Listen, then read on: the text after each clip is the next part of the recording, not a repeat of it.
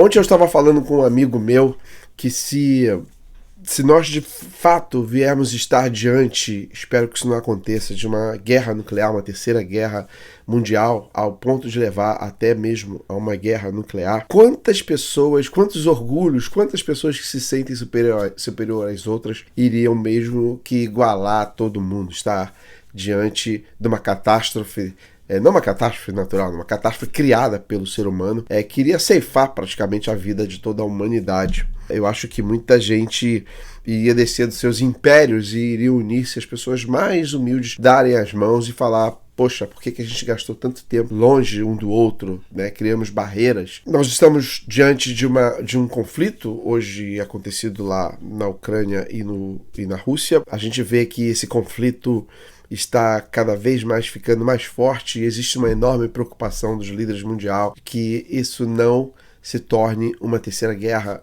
mundial. Mas se caso isso venha a acontecer, a gente sabe que pode sim ser o fim da humanidade. Não estou sendo alarmista, nem criando aqui tensão para deixar ninguém preocupado, tá, pessoal? A gente acabou de sair de uma crise daquele inimigo invisível que veio lá da China, a gente não pode falar o nome aqui, e aí apareceu um monte de entendidos de epidemia e que sabia como resolver as coisas. Depois a gente encontra essa situação, que é o que está acontecendo agora na Rússia e com a Ucrânia.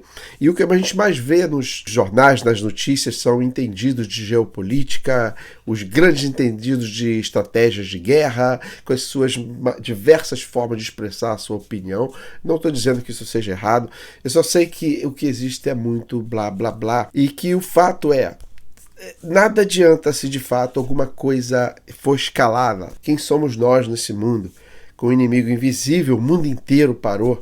E agora com essa guerra, todo mundo preocupado se isso pode se escalar para uma terceira guerra e uma possível guerra nuclear, aonde não salvaria ninguém. Para quem não sabe, uma guerra nuclear hoje, com a capacidade nuclear que os Estados Unidos e a Rússia têm, provavelmente não sobraria nada do planeta. Se algumas pessoas conseguissem se salvar do impacto da bomba, né? A gente sabe que se, por exemplo, eu estou muito próximo de Nova York, se uma bomba nuclear é atingida em Nova York, até por um raio de até 11 quilômetros eu posso ser destruído, se não na hora, em algumas horas, né, pelo efeito da radioatividade.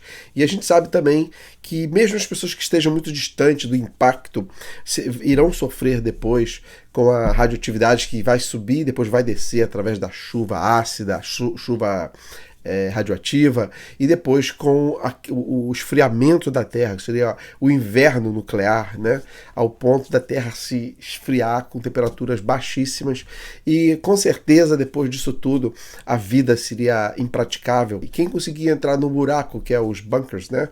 Quem for muito rico vai ter um certo privilégio, entre aspas, porque vai ter que morar num privilégio subterrâneo pelo resto da vida. E quem não tiver esse privilégio vai ter que se esconder por um tempo, depois que baixar um pouco a radiação, mas ele não vai ter muitas opções, vai ter um mundo muito limitado e possivelmente impossível de cultivar, mais uma vez, alimento. Fora a própria radiação das pessoas que forem atingidas com dosagem alta, que vai criar morte em algum tempo. Então seria praticamente o fim, ao meu ver, da humanidade, como a humanidade conhecida. Pessoal, eu estou falando isso porque nós estamos sim diante de uma possível guerra e até mesmo que isso se escale. Todos nós esperamos que isso não aconteça.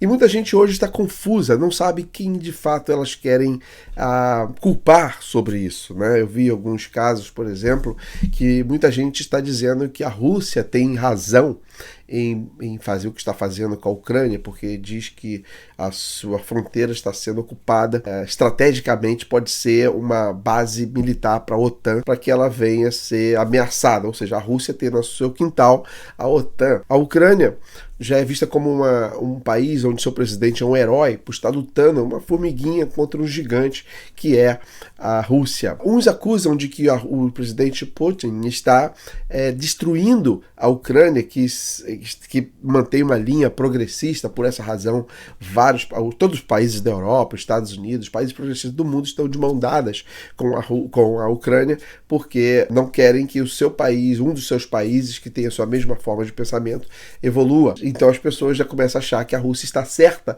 em atacar.